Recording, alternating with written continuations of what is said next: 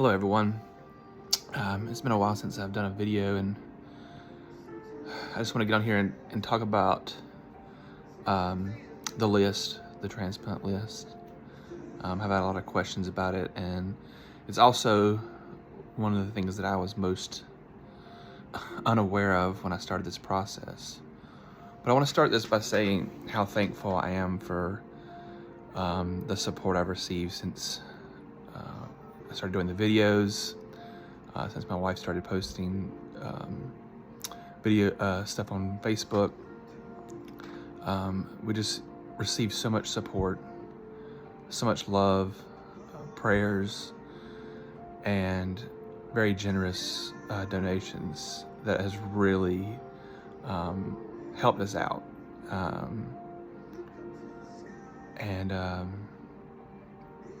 I'm feeling a lot of hope where a few months ago I was really starting to struggle. So I want to start off this by saying whatever part you have in showing us love and support to me and my family, I'm so grateful for it, and I just hope and pray for blessing on you the way you have shown blessing to me. So I want to talk about the list a little bit, because that's something that I was very confused about when I started this, and I just assumed when I would get to that stage in this that the doctor would just refer me and they would just add me to this transplant list, and then I would look for living donors as well. So how it actually goes is you cannot be listed or apply to be listed until you get below 20% function. So when I dropped about 2.5 years or so, almost 3 years now, I walked in the doctor's office that day, and they handed me my blood work results from the last blood work. And on that paper I saw 19.5%, and I knew nothing was ever going to be the same. So as I talked to the doctor, they basically submit you to apply for the list. Now, I've heard a lot, and there's a lot of things from different areas, hospitals, regions that are a little bit different. So I'm just going to share my experience, because I know it's different with different hospital systems and how they exactly handle everything. So my goal was to be listed on several hospitals, but I started out with the closest hospital, and the process took about 3 months. I believe it was like in October, maybe November.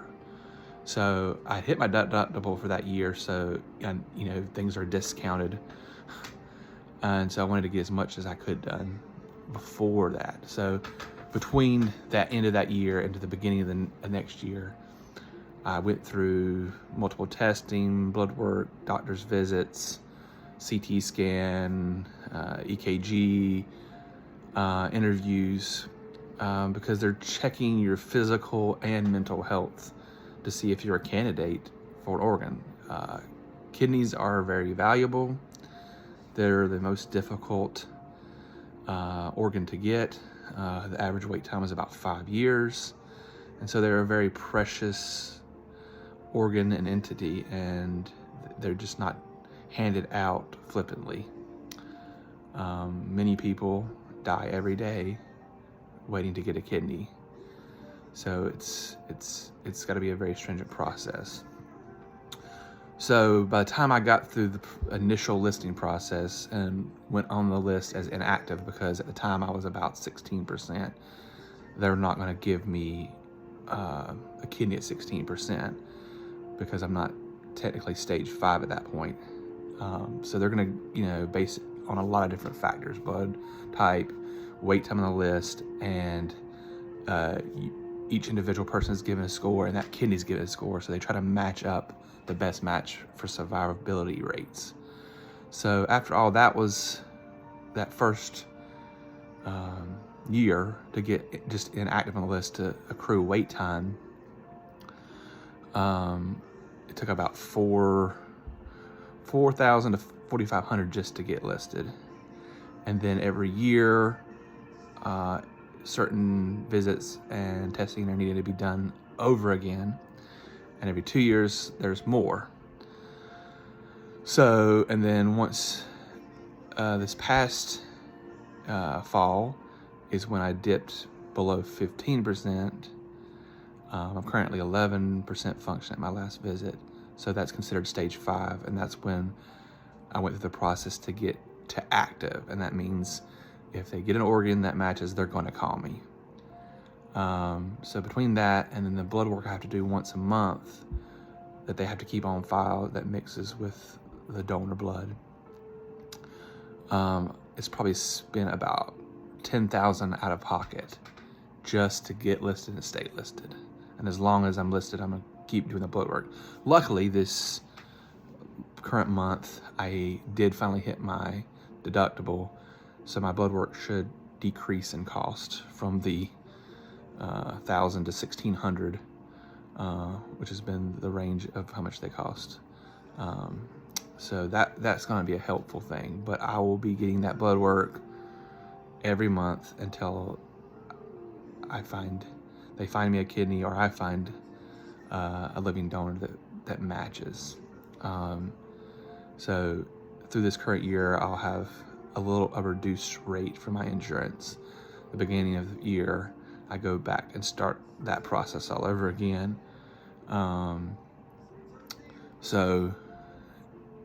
With my insurance, it's a high deductible plan, so anything under $4,300, I believe, is 100% on me. So that will start over in January if I cannot get a match in this current year. So that's really what the hope is right now, that we can get this done in this year for multiple different reasons.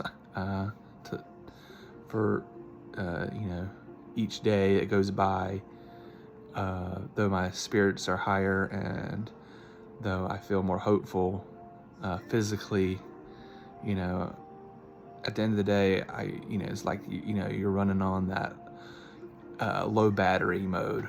And it's like when your phone turns to red, and you see that percentage dropping, and then you get the warning at 20%, and then you get that warning at 10%. I'm at that 10%, so you start to get concerned. So I just kind of wanted to share that a little bit about the list. There's lots of details to this, which I could go on forever, and this would be an hour video. But I just wanted to kind of clarify for anyone that ever gets in this journey, be prepared for that, and that, do some research on the best hospital to get listed at, because I know there's some hospitals are even, depending on your insurance, blue distinction centers, you have less cost out of pocket. Some hospitals specialize in kidney transplant, some specialize in liver, some specialize in heart.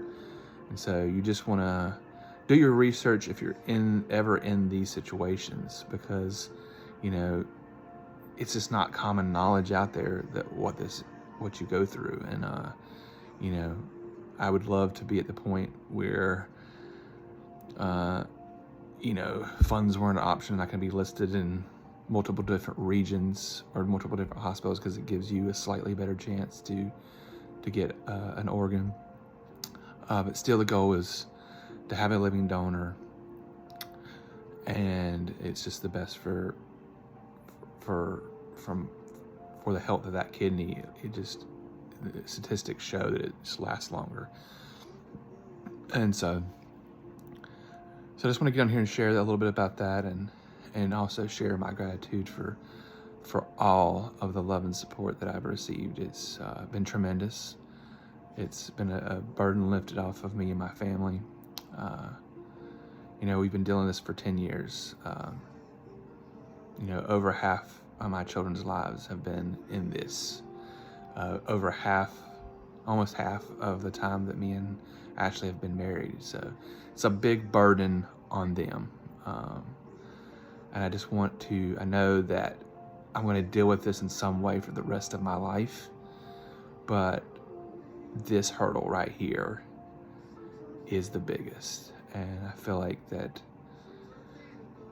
I'm going to fight to get past this so that there can be some peace in their hearts and that they can maybe stop worrying about me all the time. And maybe I can not stop feeling like a burden to them. I know they don't feel that way, but I feel that way. So much love, and thank you for the support.